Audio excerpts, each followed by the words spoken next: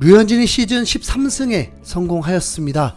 이제 메이저리그 9년 동안 3번의 14승을 거뒀던 최다승에 1승만 남겨놓게 되었습니다. 남은 26경기에서 4번 정도 더 등판이 남아있기 때문에 팬들은 최다승 경신은 충분하다고 보고 있습니다. 이번 승리는 매우 큰 의미가 있었죠. 먼저 토론토가 양키스를 상대로 승리하면서 와일드카드 게임차를 좁혔다는 것입니다. 양키스뿐만 아니라 보스턴, 시애틀까지 다 패배하면서 토론토 블루제이스는 류현진의 호투로 인해서 승리하고 포스트 시즌 진출 확률을 조금 더 높일 수 있었습니다. 단순합니다. 앞으로 26경기에서 토론토가 못하면 떨어지게 되고, 토론토가 아무리 잘해도 경쟁팀들이 잘해버리면 토론토는 와일드카드에서 떨어지게 됩니다. 상대팀이 부진하고 토론토가 잘해야만 포스트 시즌 진출이 가능해집니다. 그래서 포스트 시즌 진출 확률을 30% 이내로 현재까지는 보고 있는 것입니다. 류현진은 9월 첫 경기에서 새로운 모드로 양키스를 상대했습니다. 첫 번째는 전력 투구라는 선택이었습니다.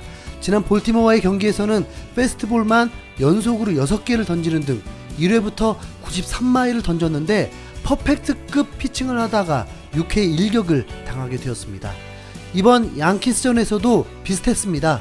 이번엔 더 심하게 94마일까지 던지면서 9위로 타자들을 압도했습니다.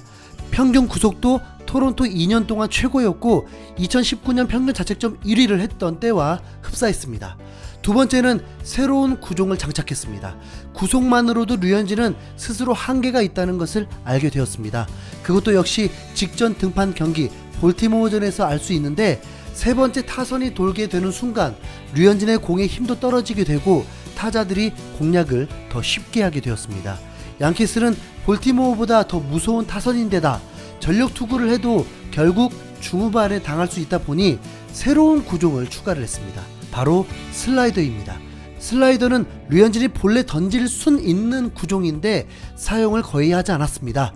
이미 2014년에 커쇼의 슬라이더를 배우고 잘 사용하게 되었는데 결국 과부하가 오게 되었고 어깨 수술을 하게 된 결정적인 원인이 되기도 했습니다.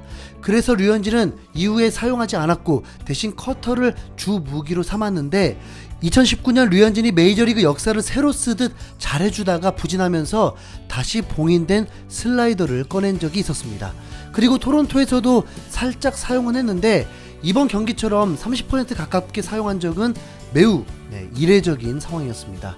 우선 커터와 슬라이더가 비슷하긴 하지만 움직임이 더 커서 타자들 스윙 타이밍이 또 달라져야 합니다. 그래서 타자들은 더 헷갈릴 수밖에 없죠.